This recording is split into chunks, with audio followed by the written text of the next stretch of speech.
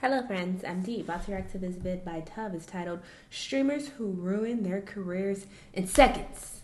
I don't know any streamers other than Kai and AMP people, your age, Bruce. People who are in, that circle.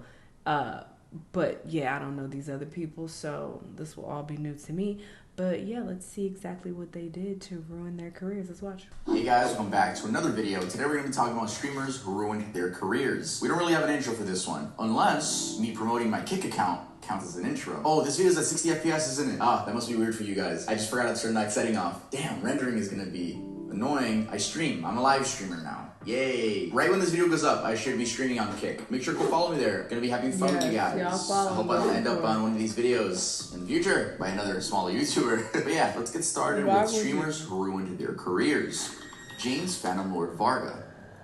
6 years ago, on July 17th, 2016, The Richard Lewis Show on YouTube published an insanely excellent discovery that would end up being a massive jab at Phantom Lord's streaming career. Now, just so you know, Phantom Lord had a massive fan base back in 2016 with about 1.3 million followers, and was ranked 7th in terms of total followers. His primary content was Counter-Strike Global Offensive, which of course fans loved. And to take financial advantage of his numbers, he heavily promoted a CSGO gambling site named CSGO Shuffle. And basically, in the video, Lewis explains how a hacker, while trying to get into CSGO Shuffle and rip it off, found incriminating evidence against Varga. The hacker came across Skype logs of conversations between Varga and CSGO Shuffle coder Duhao Joris that suggested Varga owned the site. There were about 1,800 messages dating back from the summer of 2015. Lewis's exact statement was that the messages, quote, heavily suggest, almost to a degree of certainty, that Phantom Lord is the owner of CSGO Shuffle. And on top of that, he has gambled exclusively with, quote, house money taken from the business. Apparently, Vargas was paying Joris big money to make it seem like he could win or lose whenever he wanted. This was obviously a very disturbing scenario because not only was Varga not disclosing his ownership interest when promoting the site, but also gambling with money he made from the business. Following the expose,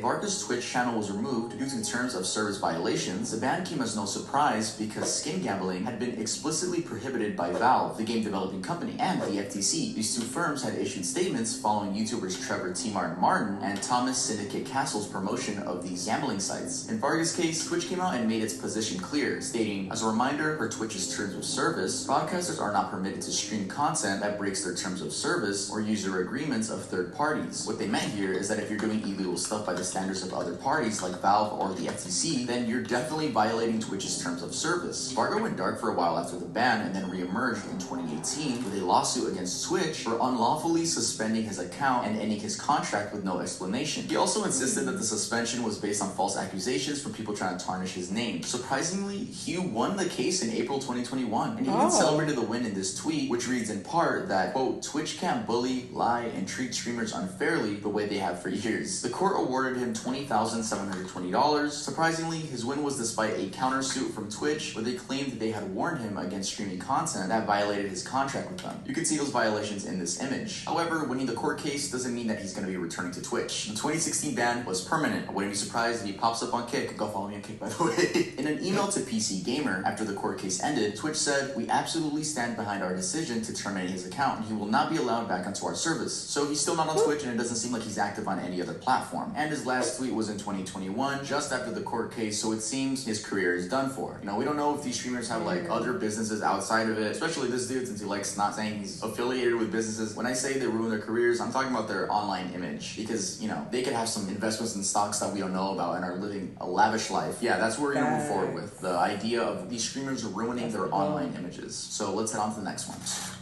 Said, take this little 20K, you up out of here. Now, the saying goes, curiosity killed the cat, and Brandon Ewing, aka Atrioc, a popular Twitch streamer, is one of the most recent cases of people finding this out the hard way. Atrioc, who has over 315,000 followers on Twitch, was caught by his fans watching deepfake P-word videos of other female Twitch streamers, and actually that made his career nosedive. So who found out, what did they do, and what happened? Well, let's start. And I vaguely heard of these two stories. I didn't know all of the details, so he's going into a lot more depth than I feel like whenever I watched in the past. with how he was found out. A now deleted post on the subreddit r/livestreamfail made on Monday, January 30th of this year was the first place that the news broke. In the clip, as this screenshot from Twitter shows, Atrioc slipped up and it can be clearly seen that one of his open tabs on his PC is Fantopia. This is a website where someone can pay for deep fake keyword content of famous influencers. Now, I'm pretty sure you guys know how advanced AI is, so this shouldn't really be a shocker that this exists. It's a pretty creepy concept. I'm sure it's probably some weird men running the website in the background and unconsensually selling these images of people that don't want to participate in those images or videos. There's videos too. On the tab that sold him out, there were visible deepfake thumbnails of popular streamers, Pokimane, Maya Higa, and Cutie Cinderella. The evidence was clear as day, and he had no chance of even denying it. So just a few hours after the clip had gone viral, Atrioc appeared on a live stream with his girlfriend to address the situation. In the stream, he starts with, I want to say, first of all, that it is true. It's 100% true. And then goes on to offer a very teary apology. He explains that what he did wasn't a pattern of behavior, but rather a result of morbid curiosity. Basically, he explained that at 2 in the morning, he had been reading up on AI and deepfakes. Then he somehow ended up on P-Hub, where he saw the deepfake ads, clicked on them, and landed on Badfakes, where he paid to see the content. He also insisted that he was the, quote, most normal person and would never do something like that again. Fuck out of here. I'm not paying for some shit I'm curious about. Even if I look it up, I don't have to be like, oh, let me get my credit card. Let's go deeper. Like, I feel like that goes a bit past curiosity, brother. But whatever you say. And it was evident that what he did was so wrong because 2 days later, on February 1st, 2023, he wrote another apology in a tweet via Twitlonger where he apologized to streamers Maya and Pokimane for the fact that they would be associated with the screenshot and their characters put into question. And this was indeed true because the internet never forgets. And yeah, this was true because whenever you bring up Cutie Cinderella or Pokimane, I'm not saying that this is always brought up, but it was a memorable thing that happened in the Twitch storyline. Thank God Twitch is fading away. Go follow me on Kick. And actually, Cutie Cinderella confirmed this sentiment in a stream where she said, this is what it looks like to feel violated. This is what it looks like to see yourself naked against your will being spread all over the internet. The anger could be felt as she blustered out. Atrioc for showing it to thousands of people. Some other reactions from female streamers were from tweets like this. Atrioc also recognized that his bad decision had turned him from a respectable person into a deep fake keyword guy and vowed to let his actions speak going forward. Then, in a bid to show good faith, partnered with a law firm, Ryan Morrison, and had the website taken down. After the incident, Atrioc said he was, quote, stepping away from content creation and his creative agency, Off-Brand. However, just 6 weeks later, on March 14th, 2023, he re-emerged in a stream with a whole new project, taking down deepfake sites that were taking advantage of female streamers. Oh my God! $60,000 to a law firm called Morrison. I know you lying. On Twitch could use their services for DMCA takedowns or reputation management. He also explained that he was working with Maya Higa, who accepted his apology to help Certas, a company that fights similar deepfakes, run their algorithm. Allegedly, other streamers that have been impacted, like Cutie and Pokimane, are helping as well. In that brief and choppy stream, he also told his fans to not expect any regular content from him. Clearly, those few seconds on an open tab ruined his career. I remember when the situation was going on, and it was a very, new problem to have. This wasn't happening even last year. I did see, some, I don't know, a group of people. It was a lot, but, the minority arguing, so what? It's not actually them, you know? But it's, the online SA. Not that I'm cutting them slack because it's such a new problem. It really just leaves you scratching your head. That's really it. Let's move on to the next one. That felt performative. Damn, this ramen is hot. Because if he really wanted to, would you have done that had you not gotten caught? Would you be this advocate for protecting women who are on there for deepfakes? You literally were on there swiping your credit card to see them. Matt, aka Delore, is a big name on Twitch and has been for a while. Back in 2017, aged 28, he had about 315,000 followers, but now is at 724,000 thanks to his professional Overwatch player career. It's thus surprising that someone doing so well in his streaming career would ruin it for saying slurs. Also, it seems like Delore would be much further along by now if he had only avoided letting out his frustrations on other people. This is because as of now, he's had at least 3 incidents that were literal career-ending moves, and he only managed to escape complete career nosedive by a whisker. First, in 2017, he was dropped by an Overwatch team in Toronto esports for saying racial slurs during a match live on Twitch. In this clip, which is still available from another account on Twitch, you can hear him scream before he goes on to say the N-word about 60 times. I'm so surprised. He said it 60 times. 60! Apparently, another player, which was using Widowmaker, was cheating and he was just frustrated. His excuse was that he was having a bad day and he didn't get enough sleep before getting on the game. Great excuse, man. Guys, if you ever say the N-word, make sure to say you were having a bad day and you didn't get enough sleep. I'm tired, so I transformed into a racist. I'm not an actual one. Only when I'm sleepy. You should be good. He claimed that Twitch didn't work for 2 hours after he woke up, and that when he finally did, his internet was lagging. All these details can be seen in this tweet, where he issued an official apology saying, "I won't try to argue or make an excuse." 60 times is The funny thing is that he actually did make excuses. Immediately after the clip went viral, he was dropped from the esports team, with the esport president, Ryan Pallett, saying, "Toronto Esports is an organization built on inclusivity, and we have always had a zero-tolerance policy for any forms of discrimination." His Twitch channel was also shut down how long you got me service. saying So more that? than when I had to say that he deserved to have his contract ended, and in a tweet he added that he was done with esports and not coming back. This wasn't true though, because he did in fact come back and continued with his maniac-like rages. For instance, in this video posted on Reddit, you can see him breaking his keyboard and slamming it in a moment of rage. This was in 2019, and he got a ban for his actions. In fact, anger became a part of his reputation. Still in 2019, and this is the third incident, he got angry and told a female teammate on Apex Legends to quote, "Go cook a f***ing sandwich." The full statement was actually in trash. You Go can't cook even a cook f***ing a sandwich. sandwich, you idiot. Sorry for the censorship there, guys. Y'all know YouTube been hard on me lately, so How y'all the fuck gotta you deal gonna with some cook a sound effects I'll put sandwich? over my voice. This happened after apparently he was denied armor. He had asked, "Can I have the armor or I'm gonna leave?" To which the teammate responded with, "Leave." He immediately started hurling obscenities at her, saying, "I hope you get done." His sexist remarks got him, quote, "indefinitely banned." Although Twitch later reviewed the ban, in the tweet, Delore responded to the ban saying, "I have made mistakes, but this is my entire life." He added that, "Twitch is my life, please don't take it away from me." The ban was lowered to 30 days. This person has a very bad reputation. I don't see how you could undo all this. Well, you can't really. But yeah, let's head on to the next one. Angel Zillion OP Hamilton.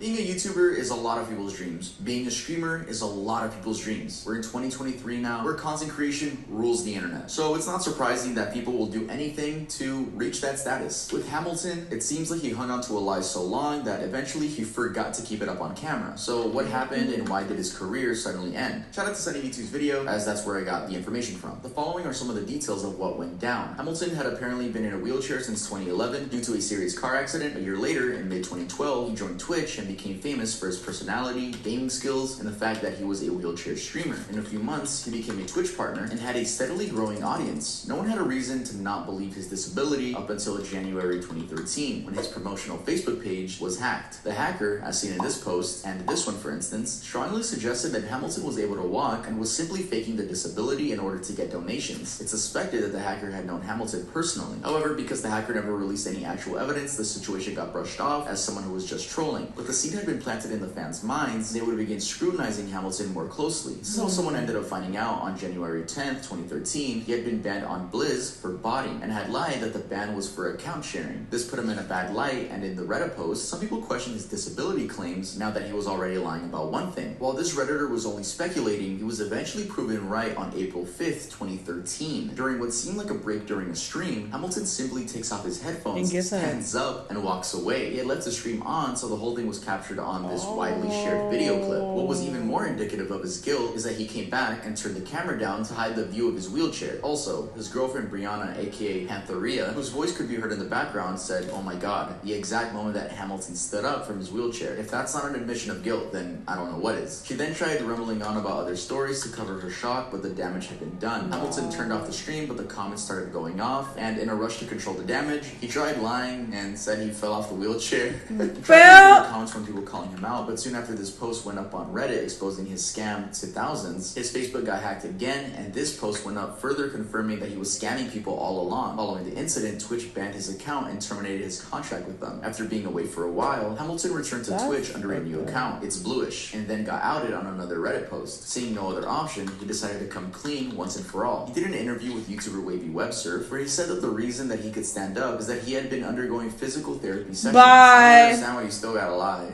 Anyway, his career has long since been dead, and it doesn't look like he's gonna have a footing in the streaming world ever again, unless he goes to Kick. Yeah, follow me on Kick. His new YouTube channel only has 8,900 subscribers, and it seems to be inactive. His Twitter account is also mostly dormant, and when it was active, it looks like he was promoting a TikTok account, which no longer exists. Leah, legendary Leah May.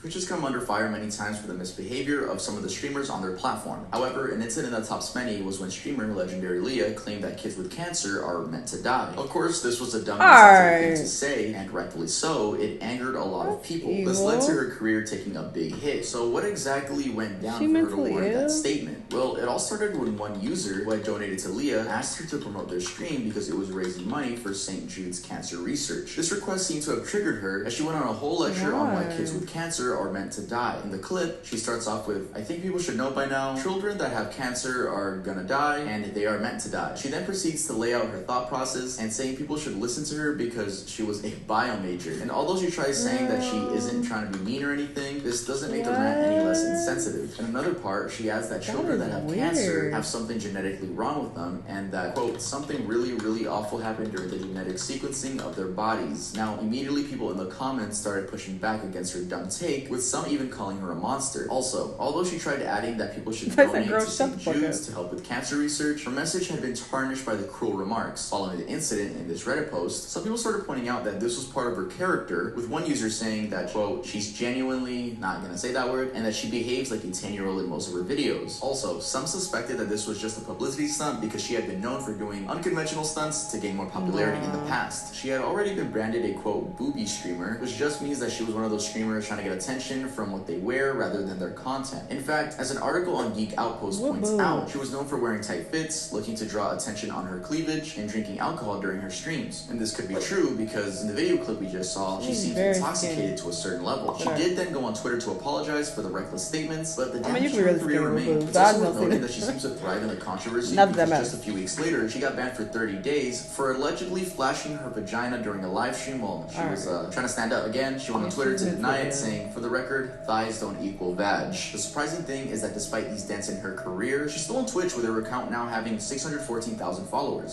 Wow. Surprising compared to the 500,000 she had in 2016. Yeah, that's it for this one. Let's move on to the next one. Joe Daddy 505. The fact that she's still on Twitch says a lot. So warning, I am going to be talking about this right here. Now, there are plenty of ways to get banned on Twitch. I'm pretty sure you could breathe the wrong way and a Twitch admin would ban you for a lifetime. But domestic abuse is among the worst that I've seen someone get banned for on Twitch. In 2016, Twitch banned a streamer by the name of Joe Daddy 505 after this clip of him in an altercation with his girlfriend emerged. The video, also shared under this Reddit post, is a disturbing account of Joe Daddy 505 seemingly beating and a woman. Apparently, he had been playing NBA 2K16 and once finished, he forgot to turn off the audio on his console, and thousands of people could hear what he was doing in the background. He could be heard hurling threatening words and insults at the woman even as she screams, "Get off of me." The audio gets pretty ugly and he goes on to tell her some things that I'm not gonna repeat. The whole thing lasts about 5 minutes and every minute of it is disturbing, even going by the transcription of the conversation of it. Wait, I gotta read this. That is really disturbing. In the comments, the original audio from Twitch, although now deleted, was watched over 600,000 times. In response to the clip on an Instagram post, Joe Daddy 505 claimed he was innocent, saying, "No, I did not rape her. I hit her and fell on top of her and hit her again. I know I shouldn't have done that. It's a fucked up move I made. I'm sorry." However, it's suspected that this might not have been him posting because his social media accounts had apparently been hacked. Also worth noting is that New Mexico police were made aware of the video and traced it back to his home in Valencia County, but they couldn't take action as the victim needed to come forward first. Joe Daddy 505 got banned on Twitch immediately. When Engadget reached out to Twitch over the incident, Twitch said, "If a credible threat of imminent physical harm or actual harm to others is made on our platform and timely reported to Twitch, Twitch makes best efforts to reach out to appropriate local law enforcement." In short, Twitch confirmed that in a case like this, they will contact authorities. In addition to the ban, Joe Daddy 505 also did get the wrath of people, as many took to social media to give him a piece of their minds. Daily Mail sampled some of those tweets made under hashtag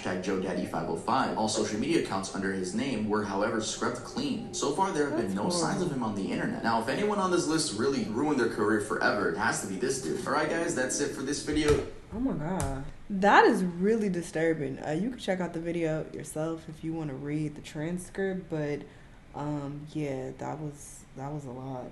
So he definitely needed to get banned. I hope he did the type of time. Hopefully the victim came forward and pressed charges. That's so disgusting. The stream world is weird as fuck. These niggas is weird. This is why I don't know anything about any of them, and I plan to keep it that way. Although I do plan to maybe stream in the future. I'm on Kick. I think I'm on Kick. It's two. It's Kick, and what's the other one? I might be on the other one, honestly. What's the one that I don't know. I gotta look into it. I can't keep up with all these platforms. There's too much going on. Anyway, this was wild. Y'all let me know what y'all think, though. Let me know what other videos you want to watch, and I'll see y'all in the next one. Bye. Rumble. I think I'm on Rumble. Fuck. Maybe I should make a kick.